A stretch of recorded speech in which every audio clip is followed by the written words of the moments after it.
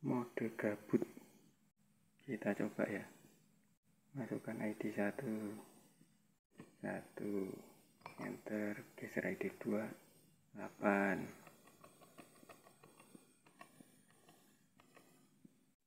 enter, 3, 6, enter, 4-nya 2, enter, 1, enter, 6, terus kita oke. Nah, ini proses pendaftaran. Nanti ini lampu smart key-nya di sini. Tuh, kedip 1, nanti kedip 2, kedip 3, terus masuk mode pendaftaran. Kayak gitu ya. 3 putih. Terus masuk mode daftar. K1 kedip 1 kali. K2 8 kali.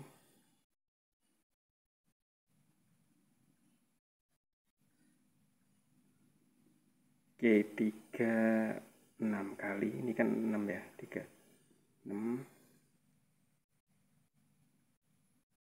K2 2 kali. Nanti kalau benar dia smart key-nya hidup panjang. Terus kita tinggal tekan remote 1 kali untuk konfirmasi. Oh, salah ya. ID 6 harusnya 6. Nah, dia nggak mau tuh. Kedip ya. Kita ulangi. Nanti tak tambahin menu keluar atau ulangi. Gabut-gabutan aja. Kita ulangi. Sebenarnya awalnya males mau bikin ini. Maksudnya udah ada gitu loh. Tinggal colok di motor, pencet-pencet, beres. ID 2. Tapi ya ternyata ada aja yang minta begini ya. Ya wis turuti ae. 6,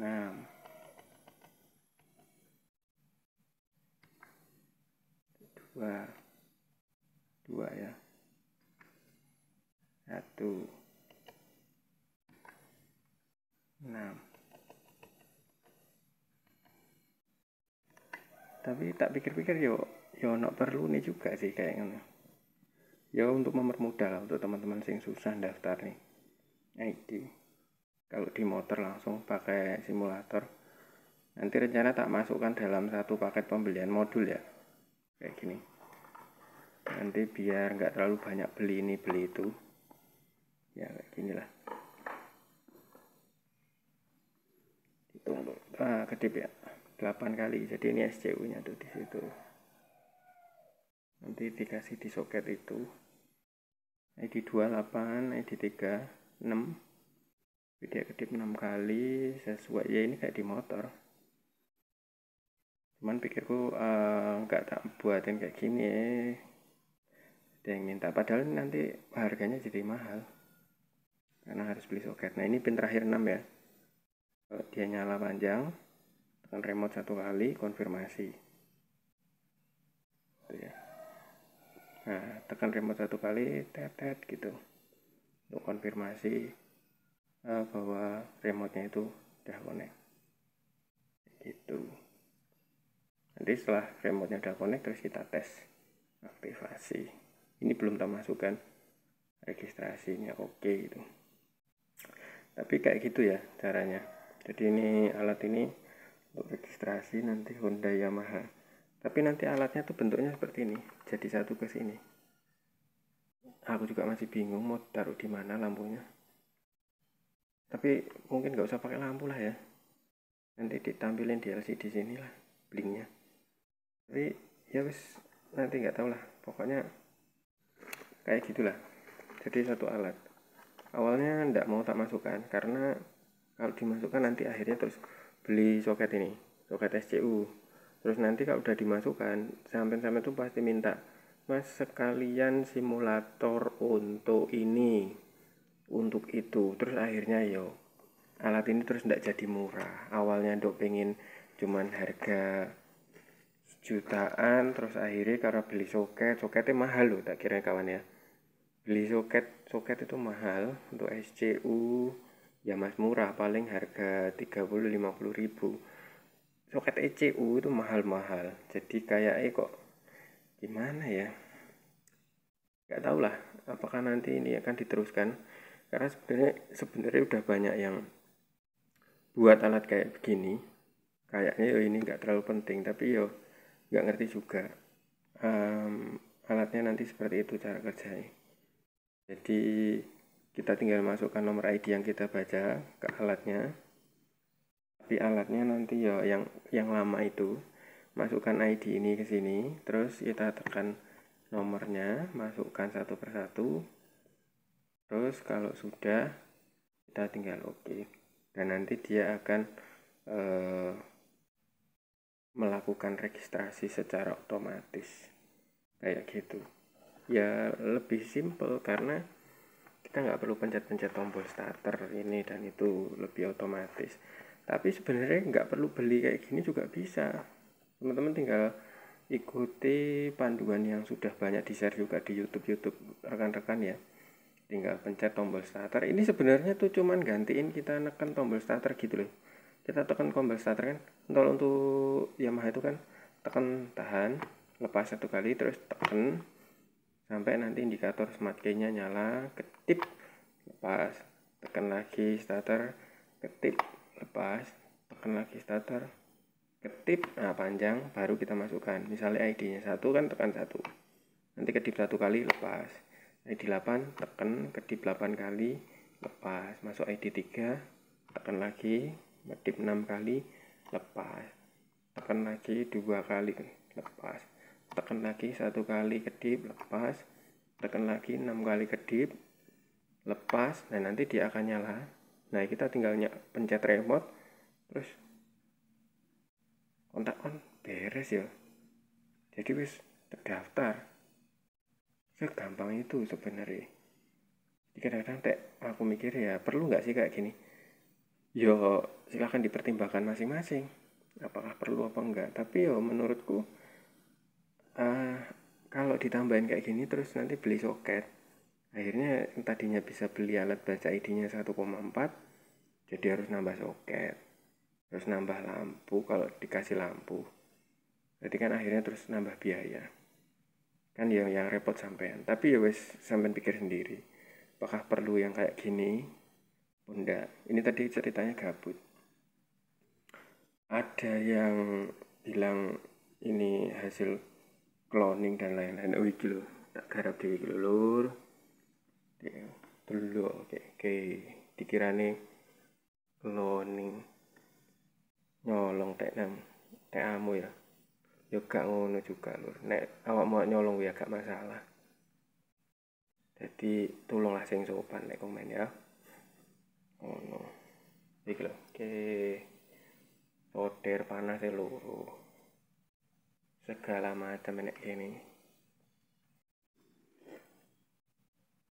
Jadi daftar ID ku segampang pencet-pencet tombol. Ini memang tak buat kayak smart tool.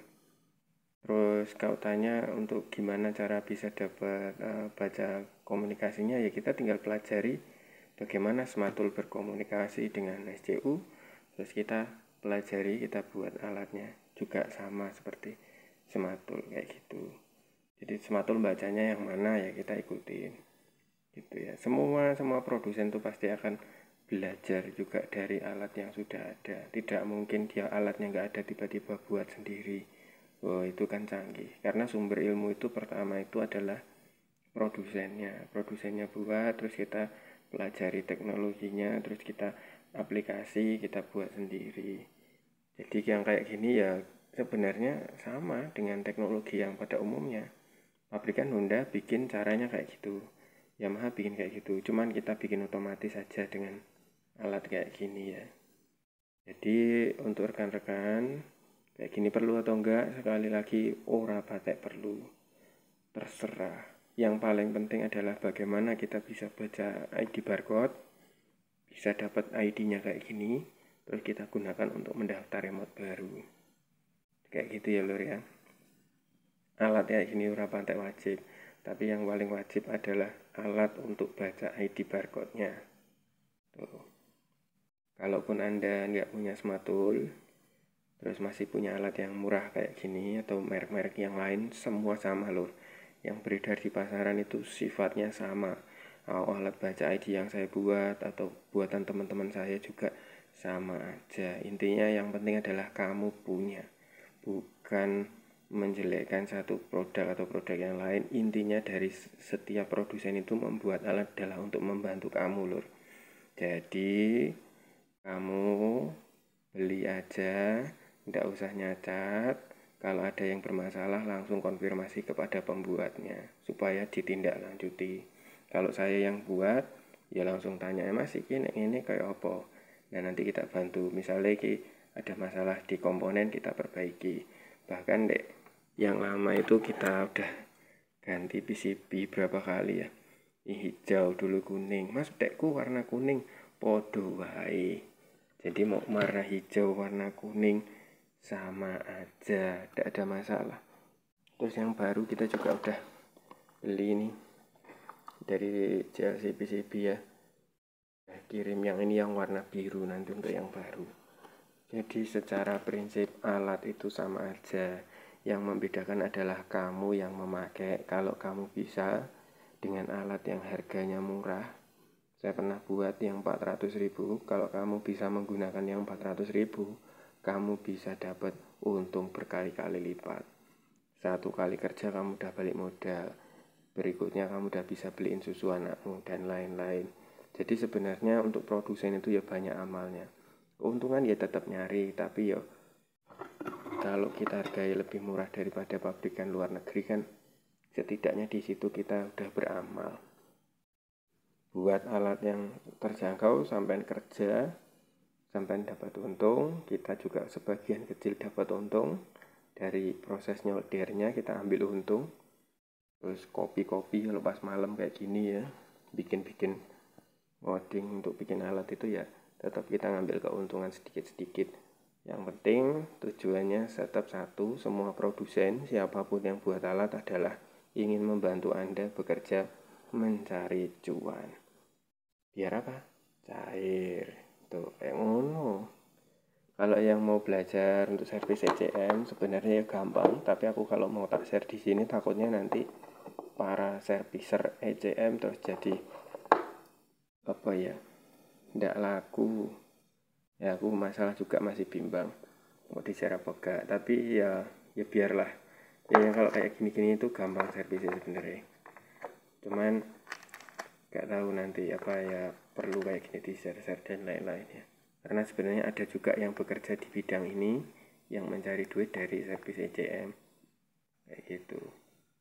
Dan ini sebenarnya gampang. Kerusakan tuh paling ya cuma di MOSFET, di driver yang full pump, injektor, coil, misalnya ya kayak gitulah. Fuse-nya, genre, paling cuma kayak gitu kalau yang ECM kayak ini. Cuman kalau yang ECM sindengan memang aku kurang terlalu banyak mengikuti karena males bongkarnya lama. Tapi nanti kalau udah longgar ya tak sempetin lah. Jadi kayak gitu lor ya, untuk penampakan alatnya seperti ini. Kalau dari segi harga sebenarnya tidak ada kenaikan nanti, cuman kamu akan beli soket. Nah soketnya itu tidak tak kasih beli sendiri. Aku juga masih memikirkan apa perlu dicetakkan PCB sendiri untuk adapter sendiri gitu ya. Tapi pasti nanti jadi lebih mahal karena harus cetak PCB, cetak soket 2 kali, terus cetak soket untuk SCU dan ECM, jadi kayak simulator gitu, terus daftar ke sini, terus nanti simulator engine colok ke ECU ini bisa ngecek nanti full pump, coil, injektor dan lain-lain, bisa cek RPM dan lain-lain lewat sini sekalian, plus detect data. Wah kan ribet banget kayak gitu. Apa perlu ya, aku gak ngerti, tapi intinya malam ini kegabutannya adalah buat simulator ini. Ini pesanannya si Andreas, udah lama sekali kirim. Aku gak sempat mas, gak sempat, jadi repot banget. Dan ini baru sempat tak buat, ini udah jam berapa ini? Jam nih 23, jam 23.54, hampir jam 12. Udah selesai, Dan ini Yamaha-nya, nanti Honda juga tak masukkan, tinggal tak uji ke SCU, terus nanti tak uji ke remote. Ya doain aja semoga tetap sehat, rezekiku lancar, nanti akan ada alat-alat yang murah yang bisa sampean beli dan dipakai untuk cari rezeki. Wis ngono ae lur ya. Salam sehat. DL Bro.